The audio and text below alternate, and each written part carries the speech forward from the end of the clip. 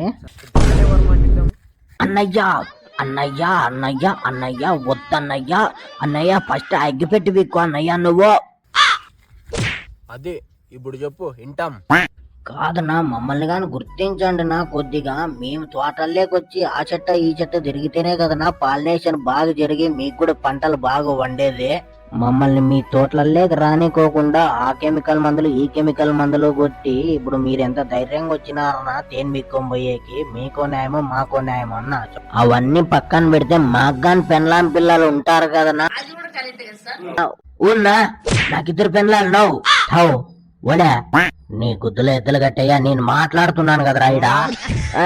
సరే సరే మామ.